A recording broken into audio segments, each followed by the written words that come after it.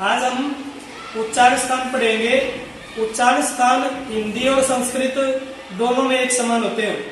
ये संस्कृत में उच्चारण स्थान याद करने का एक फॉर्मूला है जो मैं तुम्हें समझाऊंगा। तुम्हें केवल ये सूत्र याद रखने हैं। किस सूत्र का उच्चारण स्थान क्या है इसकी डिटेल खोल के मैं तुम्हें समझाऊंगा। तुम्हें वो लिखने की जरूरत नहीं, केवल समझने की जरूरत है। अगर उसको अच्छे से समझ लोगे तो तुम्हें भविष्य में कभी उच्चारण स्थान रखने की जरूरत नहीं पड़ेगी।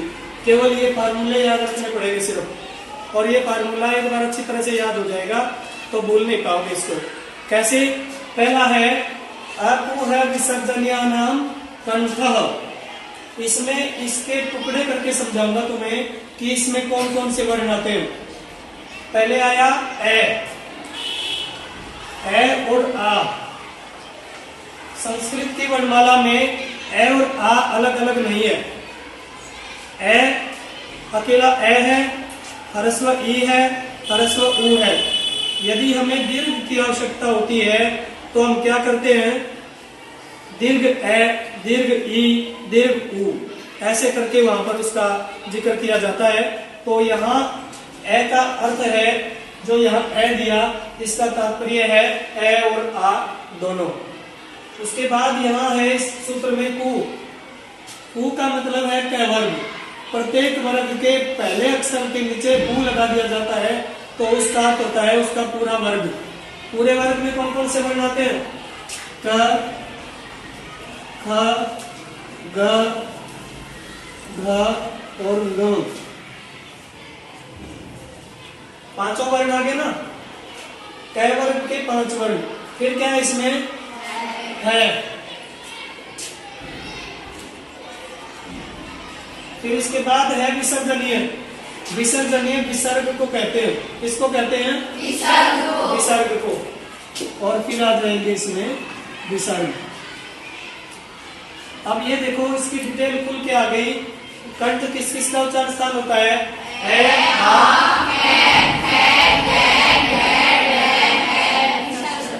रे नहीं होता। ये पहले भी तुम्हें कई बार बताया। गए होता है ग।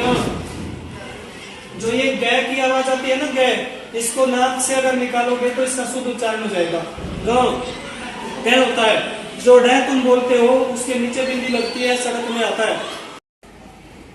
दूसरी लाइन है ई चू यशानम तालु। ई का तात्पर्य है ह्रस्व ई और दीर्घ ई। इसके बाद क्या है? चू। चू का मतलब क्या है? च वर्ग। क्या क्या वर्ण आते हैं? च, छ, ज, झ और य। 5 वर्ण आ गए। उसके बाद क्या है इसमें? ये। उसके बाद क्या है? य के बाद है श। इन सब का उच्चारण स्थान क्या होता है? तालु। एक ही लाइन याद करिए। ई चू यशानम तालु। ई, च वर्ग, य और श अलग खोल के समझने चाहिए तुम्हें, अलग अपने आप बनाने आनी चाहिए तुम्हें। ठीक है।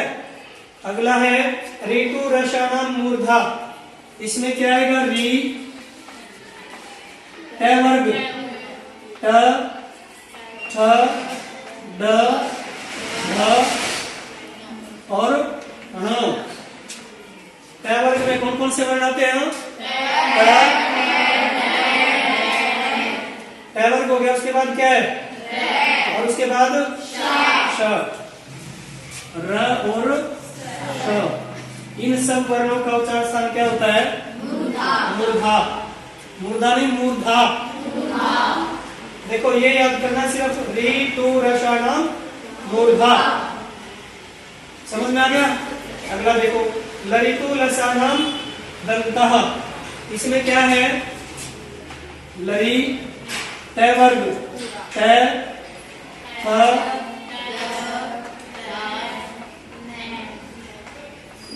ट वर्ग में 5 वर्ण होते हैं। प्रत्येक वर्ग के 5-5 वर्ण। प्रत्येक वर्ग को लिया गया हर लाइन में। लरी, ट वर्ग, फिर क्या है? और उसके बाद स, ल और स। इन वर्णों का उच्चारण स्थान क्या होता है? दंतः, दांत। फिर क्या है? उपुप धमानिया नाम ऊ, ह्रस्व और दीर्घ। ऊ का तात्पर्य क्या है? ऊ ह्रस्व और दीर्घ। फिर क्या है? प वर्ग। प वर्ग में कौन कौन से वर्ण होते हैं? सारे मिलके बोला करो।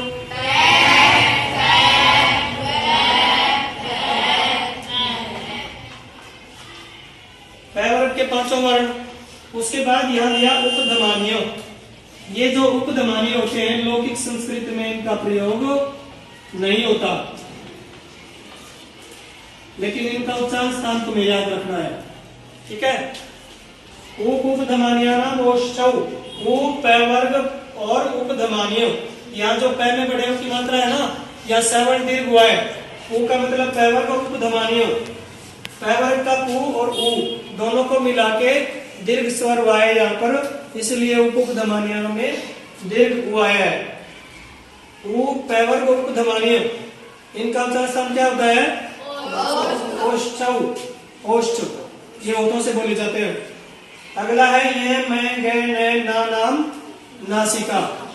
ये प्रत्येक वर्ग के अंतिम वर्ण है। देखो 5 वर्ग आ चुके हैं। 5 वर्गों का जो अंतिम वर्ण है, 5 वर्गों में जो अंतिम वर्ण है, अब ये अंतिम वर्ण यहाँ 5 अलग से आ गए और इनका उच्चारण स्थान क्या होता है? नासिका। ये म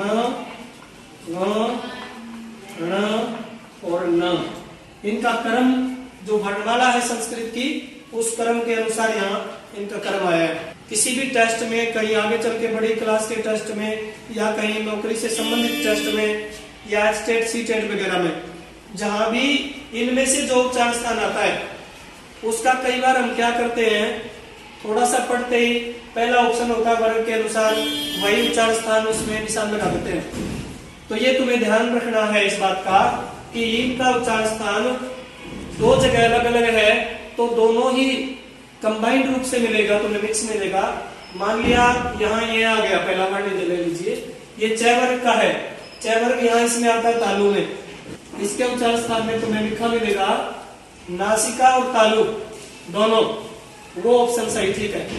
ना तो अकेला नासिका और ना अकेला तालु, समझ गए? 3 ऑप्शन ऐसे मिलेंगे तुम्हें, एक अकेला नासिका, एक अकेला तालु, एक में दोनों नासिका तालु, और एक में कोई और। 4 ऑप्शन, जहां ऑप्शन के सवाल आते हैं, तो वहां तुमने ये ध्यान रखना है, नासिका तालु इकट्ठा लिखा वहां निशान लगाना है। और प्रत्येक के लिए ऐसे ही है, अपने वर्ग का और नासिका। ठीक है। अगला है इसके बाद ए दयितो हो कंठ तालु। ए दयितो में ए और आई 2 वर्ण ही आते हैं। क्या आते हैं? ए और आई। इसका उच्चारण स्थान क्या है? कंठ तालु। कंठ तालु। अब क्यों है तुम्हें थोड़ा सा और समझा देता हूं। ए प्लस ई मिलके बनता है ए।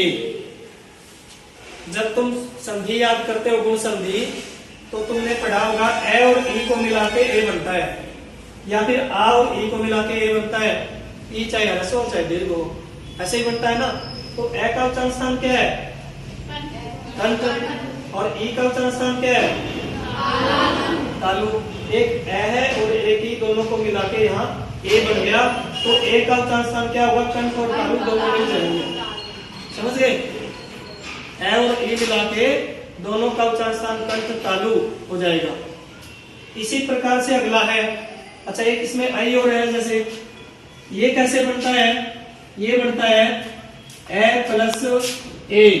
ए प्लस ए दोनों को मिलाने से वृद्धि होती है आई। अब दोनों को मिलाने से आई वृद्धि होगी, तो फिर यहां भी देखो ए और क्या मिलाया? ए का उच्चारण स्वतः क्या है? कंठ तालु। तो आई का भी कंठ तालु रहेगा, क्योंकि ए का कंठ होता ही है। ठीक है। अगला ऐसे ही है ओ दौ तो, इसका अर्थ है ओ और औ। अब ये कैसे बनता है? ए और उ मिला के ओ बनता है। ए और उ को मिला के ओ बनता है। ए का उच्चारण स्थान क्या है? और उ का ओष्ठौ। तो इसका क्या हो गया? कंठोष्ठौ। मिलके दोनों नाम आ गए ना, कंठ और ओष्ठ, कंठोष्ठौ। वह एक अकेला वर्ण है, इसका अर्थ है कि वह, केवल वह एक अकेला ऐसा वर्ण है जिसका उच्चारण स्थान दंत ओष्ठ है। वह का उच्चारण स्थान दंत ओष्ठ है। अब पूरी वर्णमाला में से सारा हो गया है, कुछ रह गया? सारा हो गया ना, समझ में आ गया? अब तुम्हें इसका उच्चारण करना है, इनको बोल के देखना है, याद करना है। अगर इनको याद कर लोगे तो ये भी इसके साथ में ही याद हो जाएंगे तुम्हें।